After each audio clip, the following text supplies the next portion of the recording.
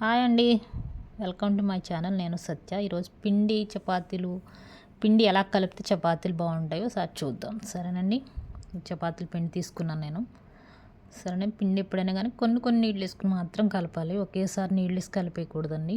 ఎందుకంటే ఉండలు మనకు తెలియదు, కానీ చపాతీ చేసినప్పుడు తర్వాత ఏమో చపాతీ గట్టిగా అయిపోతుంది. ఎందుకంటే పిండి మనం సరిగ్గా కలపకపోవటం వల్ల మాత్రం చపాతీలు గట్టిగా అయిపోతాయండి. ప్లస్ అవి నిలవ ఉండవు అనమాట. చపాతీ సాఫ్ట్ కూడా అనిపించదు అసలు. చూడండి, పిండి ఇలా ఉండాలి. పిండి అలా చేసామంటే చేతికి అసలు అంటుకోకూడదు అనమాట. పిండి చేతికి ఎప్పుడైతే అంటుకోలేదో దాన్ని మనకి ఎలా కావాలో అలా రెడీగా ఉంది పిండి అని అర్థం అండి.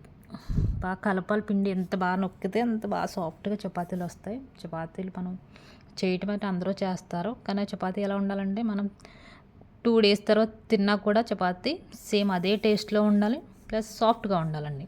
చపాతీ రౌండ్గా వస్తే నాకైతే తృప్తి అనిపిస్తుంది. చపాతీ రకరకాల షేపుల్లో చేయటం కాకుండా చపాతీ ఇలా రౌండ్గా ఫస్టే దాని ముద్ద తీసుకుని ఇలా మనం రౌండ్గా చేసుకుంటండి. చూడండి ఎంత మెత్తగా సాఫ్ట్గా ఉందో చేతికి కూడా చపాతీ పిండి.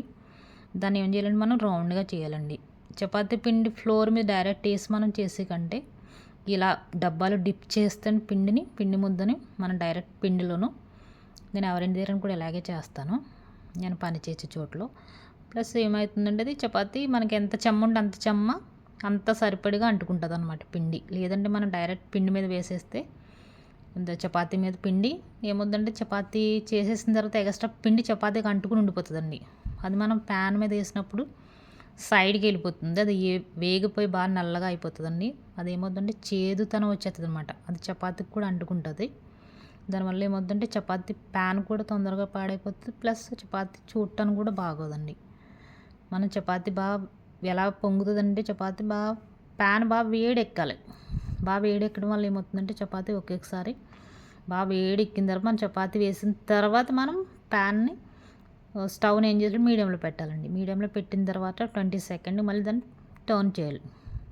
చపాతీ టర్న్ చేసి నేను అది పుల్కాలు చేస్తున్నానండి. మ్యాక్సిమం వీళ్ళు 4-5 days వరకు కూడా తింటారనమాట. ఇవాళ ఫ్రైడే చేస్తున్నాను నేను. ఇవాళ ట్యూస్డే ఆఫీస్కి కూడా ఇవే తీసుకెళ్తారు, మంగళవారం వరకు కూడా. కాబట్టి చపాతీ ఇంత నిలవ ఉండాలంటే దీన్ని ఏం చేయాలి, డైరెక్ట్ మనం స్టవ్ మీద వేయాలండి. స్టవ్ మీద వేయటం కాకుండా ఆయిల్ అప్లై చేసినా కూడా పర్వాలేదు. వీళ్ళైతే ఆయిల్ తినరు కాబట్టి ఇలా చేస్తానండి. వీళ్ళకి నిలవ ఎక్కువ రోజులు ఉండటం కోసం డైలీ రాని ఇక్కడ నేను వంట చేయడానికి. చూడండి, చపాతీ ఇలా డైరెక్ట్ ఇప్పుడు వేసాము అది పొరలుగా వస్తుందండి. ప్లస్ చాలా ఎక్కువ రోజులు అసలు దాంట్లో చెమ్మే ఉండదు అనమాట. దానివల్ల ఏమవుతుంది, చపాతీ బాగుంటుంది. థ్యాంక్ యూ అండి. సబ్స్క్రైబ్.